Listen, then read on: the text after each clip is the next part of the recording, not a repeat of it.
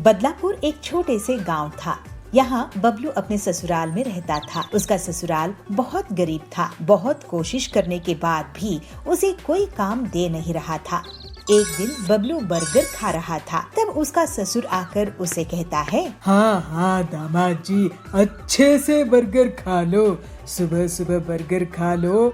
हम लोगों के पास चाय पीने के पैसे नहीं है, लेकिन आप ना बर्गर खा लो। क्या हुआ ससुर जी, आप इतने गुस्से में क्यों हैं? तो क्या करूं दामाद जी, घर में इतनी परेशानी है, गरीबी है, लेकिन आपको एक भी काम नहीं मिल रहा है और आप बर्गर खा रहे हो। मैं तो कह रहा हूँ आप कहीं पर मजदूरी कर लो, हम सब भी मेहनत मजदूरी कर रहे हैं। बबलू बहुत दुखी होता है। बबलू काम की तलाश में घूम रहा था। फिर वो चाय पीने के लिए एक जगह रुका। वहाँ कालू कौवा आया और बात करने लगा। क्या भाई बबलू, कैसे हो? मैं तो आज शहर जाकर बर्गर खा के आया हूँ, वहाँ बहुत अच्छा बर्गर मिलता है। अरे कालू भाई, मैं भी गांव का बर्गर खाया हूँ, लेकिन यहाँ तो सैंडविच और बर्गर में कोई फर्क ही नहीं है। लेकिन तुम बर्गर खाने के लिए इतनी दूर गए, तुम्हारे पैसे खर्च हुए होंगे। देखो भाई, मुझे तो स्वाद अच्छा मिलना चाहिए। अपने गांव के जंगल में एकदम घटिया बर्गर मिलता है। गांव के लोग बर्गर क्या होता है पता ही नहीं है इनको। उनके लिए वड़ा पाव और बर्गर एक ही तो होता है। बड़ी बड़ी दुकानें खोल लेते हैं, लेकिन बर्गर पैटीज ऐसा ही फिसल जाता है। मैं ही नहीं, और भी बहुत से लोग हैं शहर जाकर बर्गर खाते हैं। मैं तो कहता हूँ बबलू भाई, कोई अपने ही गांव में छोटा सा ठेले भी बर्गर का खोल ले तो वो बहुत कमाई करेगा। ये तो आप सही कह रहे हो कालू भाई, मैं एक बार शहर जाकर बर्गर खा के आता हूँ। उसके बाद से बबलू एक दिन शहर जाकर बर्गर खा के आता है। उसके बाद वहाँ पर खाना बनाने की किताबें पढ़ता है और उससे जल्दी ही वो सभी तरह के बर्गर बनाने सीख जाता है। शहर से वापस आकर बबलू अपने दोस्तों को बर्गर्स खिलाता है। सभी को उसके अलग अलग बर्गर्स बहुत पसंद आते हैं। ससुर जी, मैं कुछ काम शुरू करने जा रहा हूँ। क्या काम शुरू करने वाले हो बबलू जी? आप इतने टाइम शहर में क्या सीख के आए हो और पैसे जमा कर लिए हो क्या? बिना उसके तो कोई काम नहीं शुरू कर सकते। आप बस देखते जाइए ससुर जी। ठीक है, देखते हैं अब क्या कमाल करोगे। ऐसे ही एक दिन बबलू बर्गर बनाने लगता है और कालू को बर्गर खाने के लिए बुलाता है। कालू अपनी पत्नी सुंदरी के साथ बर्गर खाने के लिए आता है। अरे वाह बबलू भाई, ये तो शहर से भी बहुत ज्यादा टेस्टी बर्गर है। ऐसा बर्गर आप अपने गांव में बना रहे हो, मुझे तो यकीन ही नहीं हो रहा है। अब मैं शहर नहीं, आपके ही यहाँ बर्गर खाने आऊँगा। अगर तुम्हें पसंद आया है तो सभी को पसंद आएगा कालू भाई। जल्द ही बबलू की बर्गर की दुकान बहुत धूमधाम से चलने लगती है। जल्दी ही वो मुनाफा कमाकर अमीर हो जाता है। ससुर जी, आपको जानकर बहुत खुशी होगी कि मेरा बर्गर का काम बहुत अच्छा चल रहा है और मैं अपने परिवार के लिए एक घर खरीद लिया हूँ। अब हम सब जल्द ही वहाँ रहने जाएंगे। बर्गर बेचकर कौन घर खरीदता है दामाद जी? घर तो अमीर लोग ही खरीद सकते हैं। आप घर को कल ही देख लेना ससुर जी। और हाँ, आपको मैं अपने हाथ का बर्गर भी खिलाऊंगा। अगले दिन बबलू अपने ससुर को और बाकी के परिवार वालों को अपना नया घर दिखाने के लिए ले जाता है। घर देखकर सभी बहुत खुश होते हैं और अचंभित हो जाते हैं। बबलू का बड़ा सा बर्गर के आकार का घर था। अरे वाह दामाद जी, आपने तो कमाल ही कर दिया। आपने अपने काम को इतना बड़ा कर दिया कि घर भी वैसा ही बना दिया है। मैं तो आपसे बहुत नाराज रहता था, क्योंकि मुझे लगता था आप आलसी और कामचोर हैं। लेकिन अब मैं बहुत खुश हूँ। अपनी मेहनत से बर्गर की दुकान चलाई और अपना घर भी बना लिया। आखिर दामाद हो तो आपके जैसा। आपका आशीर्वाद है ससुर जी, अब ये बर्गर खाइए। और बबलू के बर्गर का घर पूरे जंगल में प्रसिद्ध हो जाते हैं। उसका बर्गर का घर इतना फेमस हुआ कि वहाँ पर देश विदेश से लोग पिकनिक मनाने आते थे। इससे उसकी कमाई 4 गुना बढ़ गई। अपनी मेहनत और लगन से बबलू आगे भी स्वादिष्ट बर्गर बनाता रहा और अपने परिवार के साथ खुशी खुशी रहने लगा।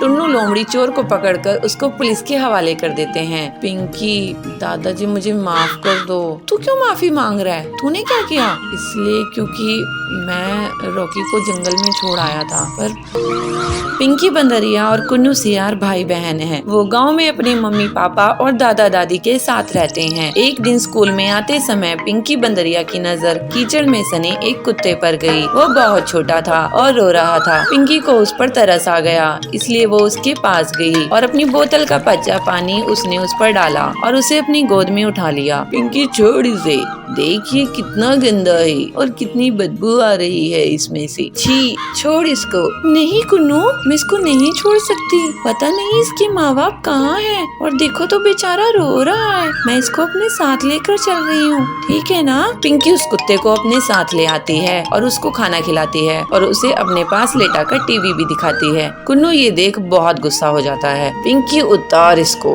ये हम दोनों का बेड है ना, तूने इसको कैसे बिठाया? उतार इसको अभी, कितना गंदा है ये, नाली में रहता है, उतार इसको। कुन्नू, ये छोटा सा ही तो है, जरा सी जगह ले लेगा तो क्या हो जाएगा? कुन्नू अब और गुस्सा हो जाता है और मन ही मन सोचता है, इस कुत्ते की वजह से मेरी बहन मुझे पराया कर रही है और मेरी चीजें भी छीन कर इसे दे रही है। इसका तो कुछ करना होगा, नहीं तो ये धीरे धीरे मुझसे सब कुछ छीन लेगा। पिंकी उस कुत्ते का नाम रॉकी रखती है। रॉकी के परिवार के बाकी लोग भी रॉकी से बहुत प्यार करने लगते हैं, पर कुन्नू अभी भी उसे घर से निकालने की तरकीबें सोचता रहता है। एक दिन वो रॉकी की पूंछ में पटाखे जलाने ही वाला था कि तभी वहाँ उसकी माँ चुनमुन नीलगाय आ गई। कुन्नू, ये तुम क्या कर रहे हो? उस बच्चे की पूंछ पर पटाखे क्यों जला रहे हो? कोई तुम्हारे साथ ऐसा करेगा तो कैसा लगेगा? छोड़ो उसको, लाओ मुझे दो। चुनमुन से डांट खाने के बाद भी कुन्नू नहीं सुधरता और फिर एक दिन रॉकी के खाने में मिर्ची डाल देता है। रॉकी वो दूध पीता उससे पहले ही उसके दादा टुन्नू शेर वहाँ पहुँच गए। कुन्नू, ये दूध लाल क्यों है? क्या मिलाया है इसमें? कुन्नू घबरा जाता है। सच सच बोलो कुन्नू। नहीं, कुछ भी नहीं दादाजी, वो तो ऐसे ही हो गया। मैं जानता हूँ तुम रॉकी को जरा भी प्यार नहीं करते हो और उसे घर से निकालना चाहते हो, पर बेटे ये बेचारा भी बहुत छोटा है, तो जानता भी नहीं कि तुम इसके साथ क्या क्या कर रहे हो। इसलिए ये सब छोड़ो और उसके साथ प्यार से पेश आओ, ठीक है? दादा के समझाने पर भी कुन्नू नहीं समझता और फिर एक रात वो रॉकी को लेकर जंगल में चला जाता है और उसे कहीं दूर छोड़ाता है और घर आकर सो जाता है। अब उस रॉकी को मैं ऐसी जगह छोड़ कर आया हूँ जहाँ से वो चाह कर भी वापस नहीं आ सकता और मैं जीऊंगा चैन की जिंदगी। अंधेरी रात हो चुकी थी, घर में सब सो चुके थे कि तभी एक लोमड़ी चोर उनके घर में घुस जाती है और एक एक करके घर का सारा कीमती सामान चुरा लेती है। पर जैसे ही वो घर के बाहर कदम रखती है वैसे ही रॉकी भौंकने लगता है और घर वाले सारे लोग जाग जाते हैं। तब तक रॉकी लोमड़ी चोर को हिलने तक नहीं देता। अच्छा, तो ये चोर हमारे घर में चोरी करने आया था। शाबाश रॉकी, अगर आज तुम नहीं होते पता नहीं क्या हो जाता। टुन्नू लोमड़ी चोर को पकड़कर उसको पुलिस के हवाले कर देते हैं। पिंकी, दादाजी मुझे माफ कर दो। तू क्यों माफी मांग रहा है? तूने क्या किया? इसलिए क्योंकि मैं रॉकी को जंगल में छोड़ आया था, पर पता नहीं ये वापस कैसे आया। यही तो खासियत है मेरे दोस्त की। रॉकी, मुझे माफ कर दे प्लीज। सॉरी यार, अब हम दोस्त बन सकते हैं, तू दोस्ती करेगा मेरे से? रॉकी अपना एक पैर आगे बढ़ाता है और अब दोनों के बीच दोस्ती हो जाती है। रॉकी कुन्नू का भी दोस्त बन जाता है और फिर सब खुशी खुशी रहते हैं। थोड़ी देर में निधि जन्मदिन का केक काटती है। सभी वह केक खाते हैं। चिंटू खरगोश भी वह केक खाता है। पार्टी खत्म होने के बाद निधि बंदरिया सभी को चॉकलेट देती है।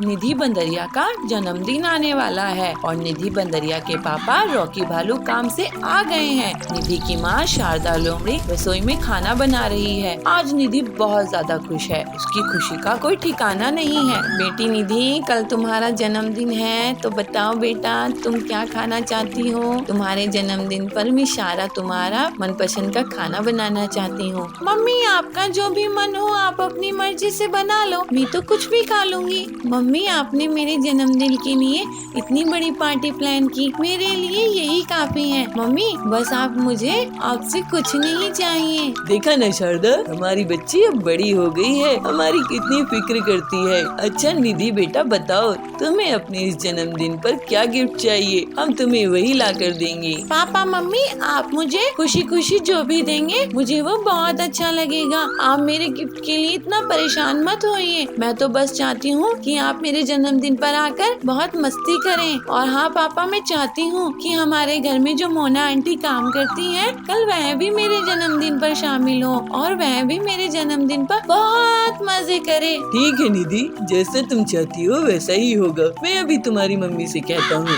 वह जाकर मोना से कल जन्मदिन के पार्टी में आने के लिए कह देगी। सुनो शारदा, तुम मोनी लोमड़ी से कह देना वह अपनी बेटी के साथ कल निधि की जन्मदिन पार्टी में आ जाए। ठीक है जी, मैं उसे कह दूंगी। मोना लोमड़ी के आते ही शारदा उसे जन्मदिन के लिए इनवाइट कर देती है।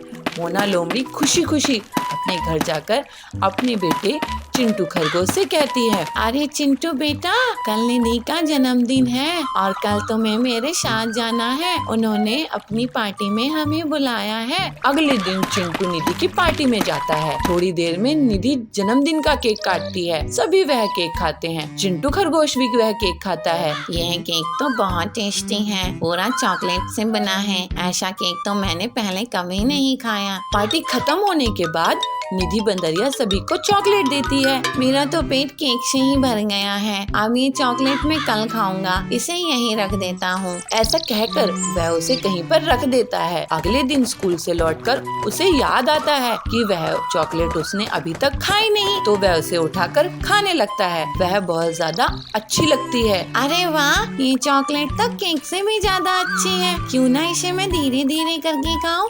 एक दिन में खा लूंगा तो कल नहीं खा पाऊंगा।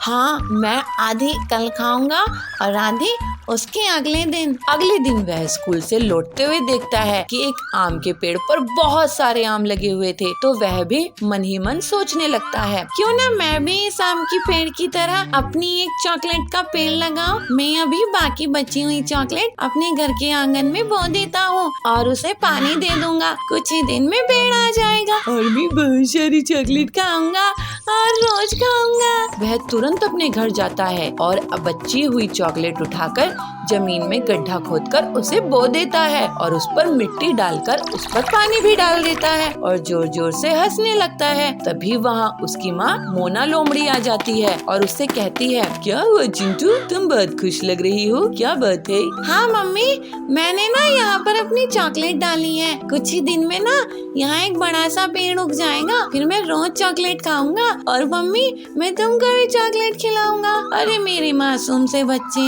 ऐसे चॉकलेट का पेड़ थोड़ी उगता है। तुमने लालच में आकर अपनी चॉकलेट भी खराब कर ली। चिंटू को अपनी गलती का एहसास होता है कि वह चॉकलेट के लालच में आकर गलती कर दिया है।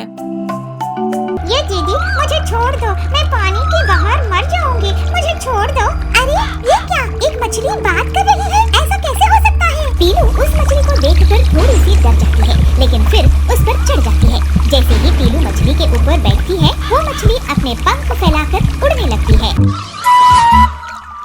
बद्रीपुर के जंगल में पीलू चिड़िया रहती थी। वो रोज नदी में अपने नाव लेकर जाती थी और जाल बिछाकर मछलियाँ पकड़ती थी। फिर उनको मछली बाजार में बेचकर अपने परिवार का खर्चा चलाती थी। पीलू मछलियाँ पकड़ने में बहुत माहिर थी और पूरी ईमानदारी के साथ मेहनत करती थी। एक दिन सुंदरी उसे रास्ते में मिलती है और पूछती है, पीलू आज क्या बात है, तुम सुबह सुबह ही मछली पकड़ने के लिए निकल पड़ी? हाँ सुंदरी बहन, सुबह सुबह नदी में कम भीड़ होगी तो मैं शायद ज्यादा मछली पकड़ सकूंगी। घर में माँ की तबीयत खराब है तो पैसों की बहुत जरूरत है। तुम्हारा लगन का जवाब नहीं पीलू, जाओ अच्छे से मछलियाँ पकड़ना। ठीक है बहन। फिर पीलू मछलियाँ पकड़ने के लिए नदी पहुँची और एक बड़ा सा जाल फेंकी। थोड़ी ही देर में जाल में मछलियाँ फंस जाती है और उसमें एक चमचमाती हुई बड़ी सी गोल्डन फिश भी आती है। तभी अचानक से वो मछली बोल पड़ती है, ये दीदी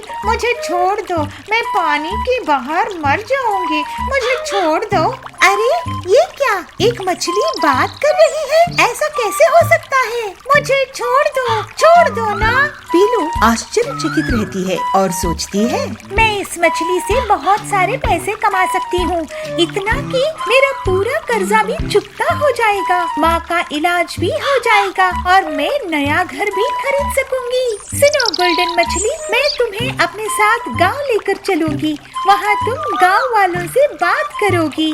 नहीं, मुझे कहीं मत लेकर जाओ, मुझे नदी में ही रहने दो, यही मेरा घर है, मुझे बख्श दो। पीलू उस मछली की भावुकता देखकर खुद भी भावुक हो जाती है। ठीक है बहन, तुम तो सच में बहुत दुखी हो गई हो, मैं तुम्हें ऐसे दुखी नहीं कर सकती, चलो मैं तुम्हें पानी में छोड़ देती हूँ। फिर वो गोल्डन मछली पानी में छलांग लगाते हुए उड़ती हुई चली जाती है और कहती है, थैंक यू पीलू। इसके बाद पीलू बाकी की मछलियों को बाजार में ले आती है।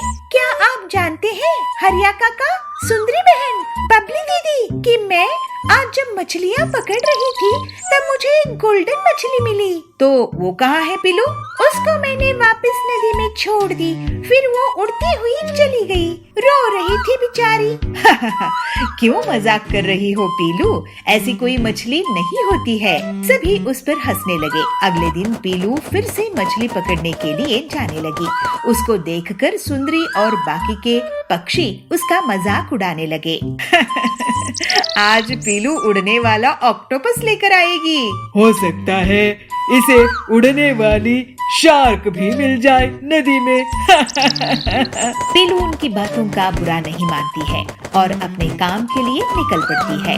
जैसे ही पीलू नदी में जाल फेंकती है, तभी अचानक से काले बादल छा जाते हैं और जोर से बारिश होने लगती है। नदी में अचानक से पानी बढ़ जाता है और उसकी नाव पलट जाती है। बचाओ बचाओ, कोई मुझे बचाओ, अगर मैं डूब गई तो मेरी माँ का ख्याल कौन रखेगा, बचाओ बचाओ। पीलू डूबने ही वाली थी कि उसके पास गोल्डन मछली आ जाती है। पीलू, आप चिंता मत करो, मैं आपको बचाऊंगी, जल्द से मेरी पीठ पर चढ़ो। पीलू उस मछली को देखकर थोड़ी सी डर जाती है, लेकिन फिर उस पर चढ़ जाती है। जैसे ही पीलू मछली के ऊपर बैठती है, वो मछली अपने पंख फैलाकर उड़ने लगती है। अरे गोल्डन मछली बहन, तुम तो वाकई में कमाल की हो, तुम उड़ रहे हैं, मुझे ये विश्वास ही नहीं हो रहा है। तुमने मेरी जान बख्शी थी पीलू बहन, इसलिए मैं तुम्हें आज बचा रही हूँ, तुम बहुत दयालु हो। फिर वो गोल्डन मछली पीलू को किनारे लेकर आ जाती है। उड़ने वाली मछली को देखकर सभी हैरान रह जाते हैं। अरे ये क्या, पीलू सच बोल रही थी, ये उड़ने वाली मछली ही है। गोल्डन मछली, तुम्हारा बहुत बहुत धन्यवाद। नहीं पीलू, धन्यवाद की जरूरत नहीं है, तुम्हें मेरी जब भी मदद लगेगी मैं आ जाऊंगी। फिर वो मछली वापस से पानी में चली गई और आगे भी पीलू और उसकी दोस्ती कायम रहती है। पीकू नाम का एक बंदर अपने परिवार के साथ एक शहर में रहता था। पीकू बहुत ही अच्छा बंदर था, उसके अंदर बहुत सारी खूबियां भी थी, पर इन सबके बावजूद उसके अंदर एक कमी थी, वो थी भूलने की बीमारी। पीकू बंदर छोटी छोटी बातें भी भूल जाता था। एक दिन जब उसकी माँ चंपा लोमड़ी ने उसे बाजार से कुछ फल लाने को बोला, तो वो उसके बदले झाड़ू और पोछा खरीद लाया। उसकी इसी आदत से उसकी माँ बहुत परेशान रहती थी। अरे पीकू की माँ, तू अपने बेटे की बुद्धि तेज करने के लिए उसे बादाम का हलवा खिलाया कर, उससे उसकी याददाश्त तेज होगी। जो ऐसी चीजें भूल जाता है ना, वो ऐसा नहीं करेगा, फिर खिलाया कर उसको। सच में बादाम के हलवे से उसकी याददाश्त तेज होगी? ऐसा है तो मैं अभी कुछ बादाम लेकर आती हूँ और अपने रोज बेटे को खिलाया करूंगी मैं हलवा बनाकर। चंपा अपने बेटे की याददाश्त तेज करने के लिए उसे हर रोज बादाम का हलवा बनाकर देती है, लेकिन इसके बावजूद पीकू के भूलने की बीमारी पर इसका कोई फर्क नहीं पड़ता है। वो अभी भी वैसा का वैसा ही है, चीजें रखकर भूल जाता है, किसने क्या बोला है वो भी भूल जाता है। पीकू के स्कूल में उसके साथ पढ़ने वाले बच्चे भी इसका मजाक बनाया करते थे। ओ देखो बुलक्कड़ नंबर 1 जा रहा है। वैसे पीकू अपने रास्ता तो घर का याद है ना तुझे? कहीं वो तो नहीं भूल गया? अगर भूल गया तो बता देना, मैं ले चलूंगा। कोई जरूरत नहीं है, मेरे पापा मुझे लेने आ जाएंगे। सब समझता हूँ मैं, तुम मेरा मजाक उड़ाते हो। पीकू को अक्सर ये बातें सुनकर गुस्सा आ जाया करता था, पर वो ये भी जानता था कि वो जो कह रहे हैं वो सच ही तो है। एक दिन पीकू क्लासरूम में अकेला बैठा अपना कोई लेसन याद कर रहा था कि तभी चीकू लोमड़ी, कालू भालू और पिंकू सियार क्लासरूम में आते हैं और पीकू को देख एक दूसरे से कहते हैं, वो देखो वो पीकू अकेले बैठा हुआ पढ़ाई कर रहा है, चलो उसको परेशान करते हैं। हाँ बहुत दिन हो गए हैं, चलो आज इसका मजा लिया जाए, ऐसे भी बहुत बोर हो गया हूँ मैं। तीनों पीकू के पास जाते हैं और कालू जब पीकू को अपनी बातों में लगा लेता है तो चीकू उसका बैग उठाकर कहीं छुपा देता है और जब अगला पीरियड लगता है तो कॉपी और बुक ना होने पर पीकू को बहुत डांट पड़ती है। स्कूल खत्म होने के बाद वो पीकू को उसका बैग लौटाते हैं। पीकू बहुत गुस्सा हो जाता है और बदला लेने के लिए ठानता है। अगले दिन वो भी चीकू का बैग उठाकर उसे कहीं छुपा आता है और चीकू को भी डांट पड़ती है। ये देख पीकू को बहुत अच्छा लगता है, उसके दिल को बहुत सुकून मिलता है। चीकू कैसा लगा आज टीचर की डांट खाकर?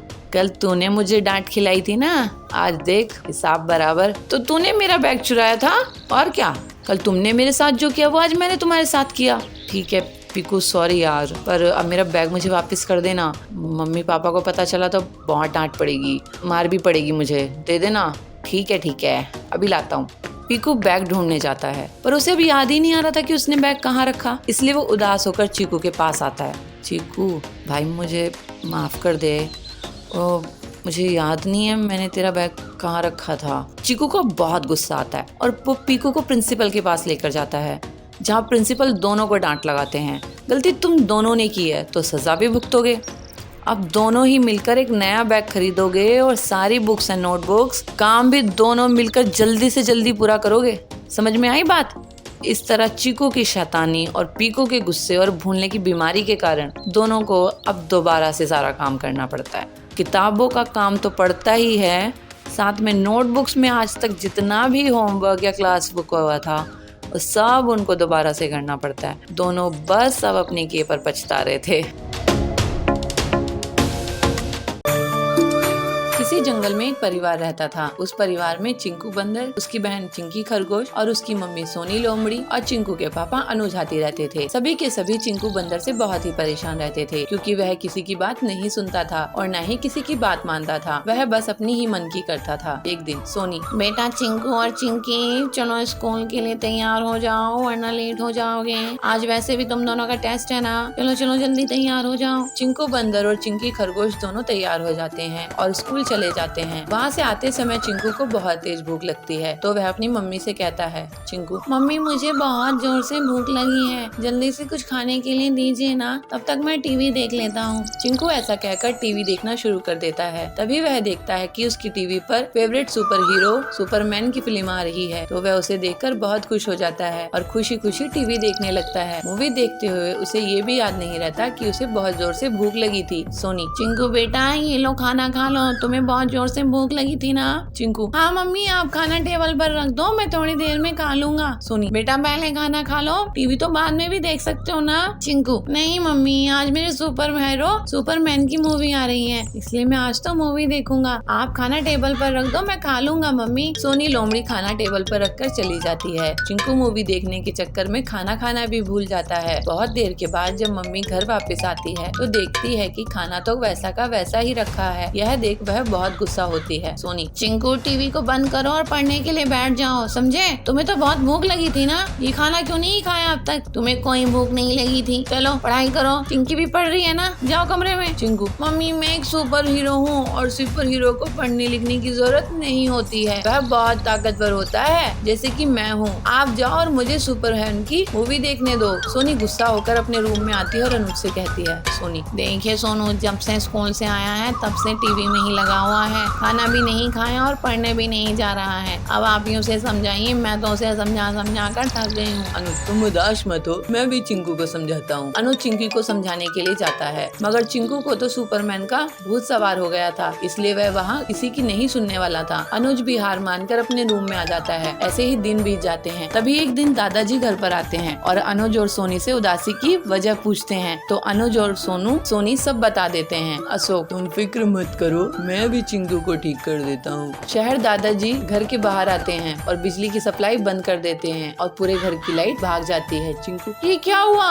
लाइट कैसे चली गई? अभी तो सुपरमैन बैटमैन को मारने ही वाला था। अशोक, अरे चिंकू रोते क्यों हो? लाइट भाग गई तो क्या हुआ, मैं तुम्हें सुपरमैन के जैसे एक गेम खिलवाता हूँ, तुम्हें उसमें बहुत मजा आएगा। मगर पहले जाओ चिंकी को बुला लाओ। चिंकू, ठीक है दादाजी, मैं अभी बुला कर लाता हूँ चिंकी को। चिंकी बंदर भागकर चिंकी खरगोश को बुला लाता है और शेर दादाजी कहते हैं। अशोक, बच्चों पहला खेल है दिमाग का, मैं तुमसे 2 सवाल पूछूंगा, जिसने भी ज्यादा सही जवाब दिए वो जीत जाएगा। तो चलो बच्चों बताओ कि ABCD में कितने अल्फाबेट्स होते हैं? दोनों थोड़ा सोचते हैं। चिंकू अपनी उंगलियों पर गिनना शुरू कर देता है, मगर तभी चिंकी कहती है। चिंकी, दादाजी 26 अल्फाबेट्स होते हैं। अशोक, बिल्कुल सही चिंकी। अब अगला सवाल, तो बताओ कि वो 5 वोवेल्स कौन से हैं? चिंकी, दादाजी AEIOU।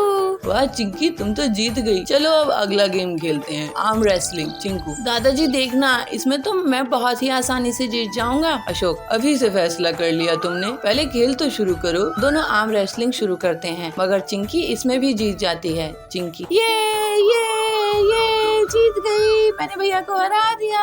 चिंकू, मैं चिंकी से कैसे हार सकता हूँ, मैं तो एक सुपर हीरो हूँ। अशोक, चिंकू बेटा, सुपर हीरो कोई भी ऐसे ही नहीं बन जाता बिना कुछ खाए पिए, बिना कुछ पढ़े। तुम चिंकी से इसलिए हारे क्योंकि तुमने खाना भी नहीं खाया था और तुम पढ़ते भी नहीं हो। सुपरमैन अपने खाने का बहुत ध्यान रखता है, तभी तो वह इतना ताकतवर है और वह तुम्हारी तरह पढ़ाई से दूर भी नहीं भागता, बल्कि वह चिंकी की तरह पढ़ाई करता है, तभी तो वो इतना इंटेलिजेंट है और एक सुपर हीरो है। चिंकू, मैं समझ गया दादाजी, मुझे माफ कर दो, मैं आपसे कभी भी ऐसा नहीं करूँगा। उसके बाद से चिंकू बंदर मन लगाकर पढ़ता और खेलता। सभी अब बहुत खुश थे। नैनपुर गांव के जंगल में पीलू की एक छोटी सी बेकरी की दुकान थी। उसके हाथ के जाम, पिज्जा, बर्गर लोगों को बहुत पसंद आते थे और उसके यहाँ हमेशा भीड़ लगी रहती थी। पीलू की बहुत तारीफ होती थी। वहीं पर उसकी दुकान के सामने जाबाज की भी बेकरी थी। वो पीलू से बहुत जलता था। एक दिन वो नया साल शुरू होने के पहले अपनी दुकान में केमिकल से बने अलग अलग फ्लेवर्स के बड़े बड़े पिज्जा, बर्गर बेचना शुरू कर देता है। बड़ा साइज होने की वजह से लोग वहीं जाते थे, लेकिन उसका स्वाद उन्हें अच्छा नहीं लगता था। इससे पीलू की दुकान में अब लोग कम जाने लगे। ऐसे ही एक दिन ब्रेड सप्लाई करने वाला बबलू पीलू के पास पहुंचता है। पीलू बहन, क्या बात है, आप आजकल पिज्जा, बर्गर, ब्रेड्स का ऑर्डर नहीं कर रही हो? नया साल आने वाला है, अब तो लोग ज्यादा डिमांड करेंगे। क्या बताऊं बबलू भाई, उस कालू के कारण मुझे बहुत नुकसान हो रहा है। मैं तो दुकान बंद करने की सोच रही हूँ। अरे ऐसे अपशगुन बातें मत करो बहन, ऐसे हार मत मानो। तुमने बहुत मेहनत से दुकान बनाई है। लेकिन भाई साहब, आप तो अच्छे से जानते हो मुझे बहुत नुकसान हो चुका है।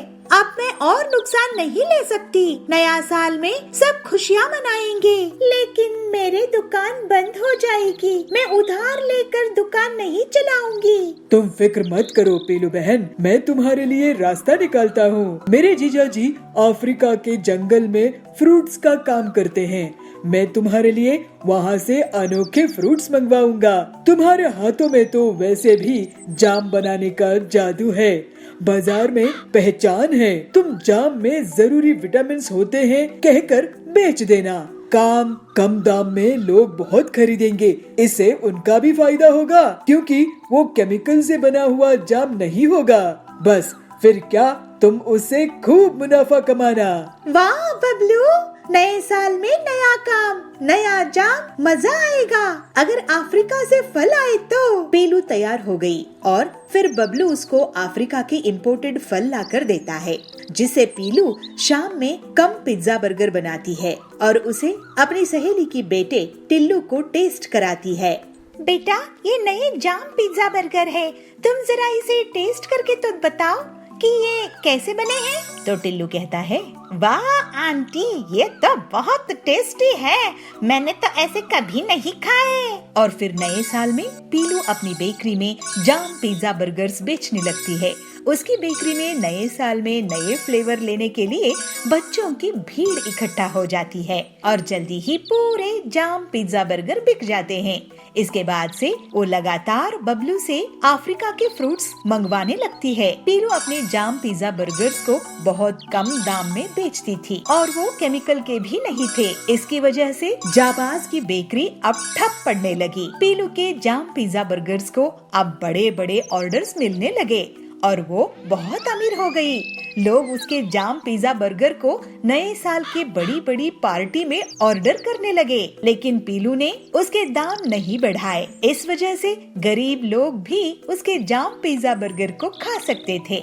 फिर पीलू अपना जीवन हंसी खुशी बिताने लगी।